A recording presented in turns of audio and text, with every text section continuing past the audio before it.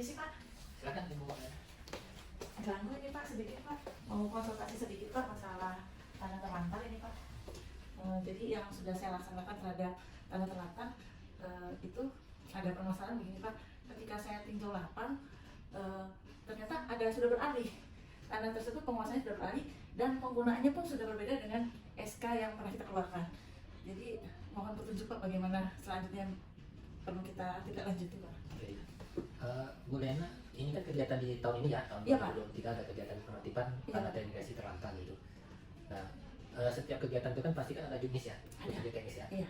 Nah, mudah-mudahan kalau memang petunjuk teknisnya sudah sampai di kita, nah kita berangkat dari petunjuk teknis tersebut gitu. Iya. Nah, yang kedua, memang regulasi kita kan berkaitan dengan tanah terlantar ini kan sudah keluar gitu, yang terbaru gitu kan di Iya. PP 20 atau 21 ya. Ya sebelumnya itu kan PP 10 ya, tanah terlantar ya. 2021. Di situ mungkin ada beberapa hal yang mungkin agak ada perubahan gitu kan terhadap isi peraturan tersebut. Nah, memang kita harus sesuaikan walaupun ini sudah ada, tetap juga kita harus mempedomani peraturan yang lebih tinggi, apakah itu dalam bentuk PP atau itu dalam bentuk permennya kan, permen yang mengatur mengenai tanah terlantar gitu. Permennya juga kemudian sama ini Pak. Iya. 2021 ya. Selanjutnya Pak. Nah, perkiraan pendataan ada masalah nggak kita dalam menentukan untuk TO-nya? Apa kegiatan objek tanah terlantar di daerah gitu? Kalau TO ada sih Pak. Ada ya? Itu dari tahun-tahun lalu ada update tanah terlantar. Itu saya pilih sesuai kelas tanahnya Pak. Iya. Jadi kita kan ada A1 udah sampai A8. Itu udah sesuai sih Pak. Disesuaikan juga dengan anggaran yang tersedia? Iya, sudah Pak. Oh, sudah ya? Sudah sinkron Pak, udah sama. Terus untuk data-data dari kata yang menjadi objek gimana, ada kendala apa enggak gitu? Untuk sampai saat ini itu Pak ya Yang Ibu sampaikan di awal tadi? iya ada Pak yang ini ternyata di kemarin mereka ke lapang udah ada perubahan sih. Cuman ya nanti saya coba di PP-nya lagi ya Pak ya, Iya. saya belajar lagi di PP-nya. Mungkin saya terlewat. Iya, nggak apa-apa. Mungkin saya terlewat ya Pak ya. Iya. Nanti saya baca lagi Pak.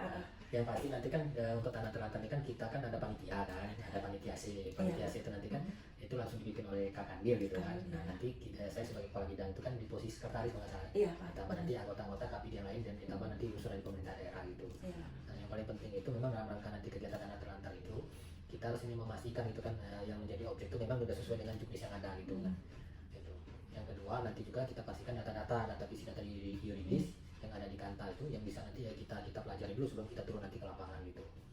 Saya pikir itu Bu ya kira-kira yang bisa saya sampaikan gitu untuk kegiatan tanah terlantar ini. Mudah-mudahan ini bisa berjalan di tahun 2023 mengingat waktu juga Bu. Iya Pak. Di tahun 2023 udah mau berakhir juga kan. Iya. Gitu.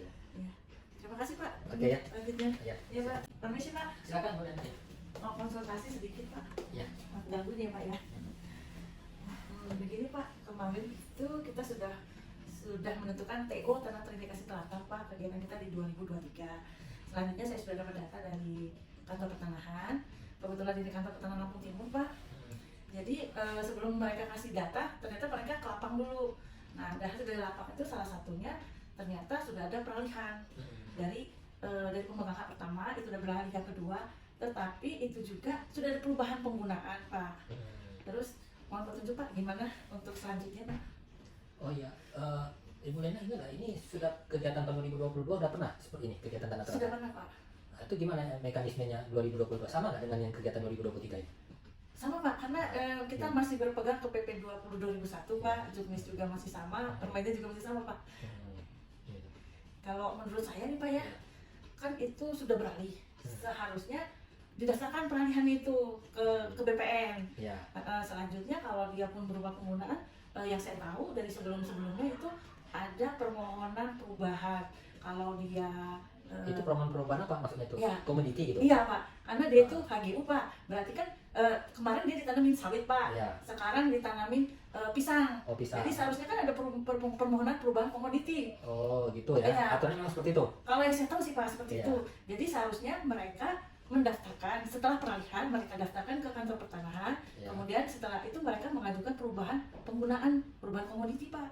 Yang saya tahu seperti itu Pak. Nah, perubahan komoditi itu wewenang siapa? Kita atau instansi ini di luar BPN? Kalau yang sudah Pak, yang saya tahu, jadi kita permohonan ke kantor pertanahan dulu, dilanjutkan ke Kanwil disampaikan tergantung ininya Pak, dari SK-nya. SK-nya waktu itu dia penerbitan Kanwil, berarti Kanwil yang bisa merubah, tetapi didukung oleh misalnya ini kalau ini tanaman dari Dinas Perkebunan.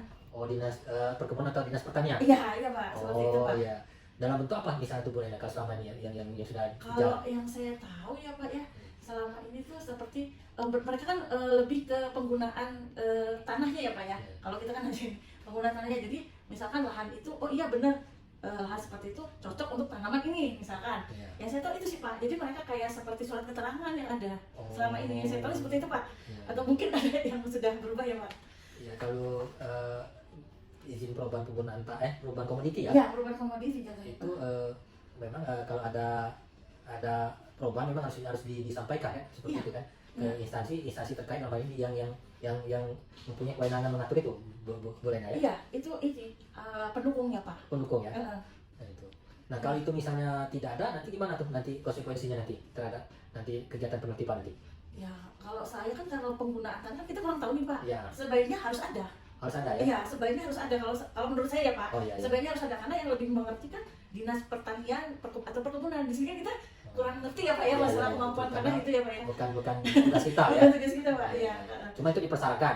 Kalau saya Pak, sebenarnya iya sih, kalau ada aturan apa mungkin terlibat ya saya juga. Oke. Apa saya bacanya terlibat, saya baca lagi deh Pak. Tetapi harus ada di situ. Ya, kalau memang Karena memang seperti itu nanti disampaikan lagi nanti ke ini pemegang hak ya pemegang Pak hak ya. gitu kan. Iya. Karena ini kan salah satu menjadi objek nanti kan pemeriksaan kita Iya, untuk kegiatan tanah terlantar gitu. Berarti kita suratin dulu ya Pak ya masalah pendaftarannya tanah beralih. Iya betul. Kemudian perubahan. Oh yang beralih tadi ya, oh ya tadi Bu Iya, sampaikan yang awalnya beralih. beralih dulu, Iya Pak. beralih ya itu kan harus ada hubungan hukumnya Pak. Supaya dia nanti secara legal nanti itu bisa mengajukan secara administratif memang harus dialihkan dulu kan tercatat ya. Itu tercatat, biar tercatat. Ini belum ya? Belum Pak, Oh, belum iya, ada. iya, iya. Iya. Oke, Iya, saya pikir itu ini terima kasih ya. Iya, terima kasih Pak. Iya, Oke, Pak. iya. Maaf Pak, nggak, Pak. Oke ya.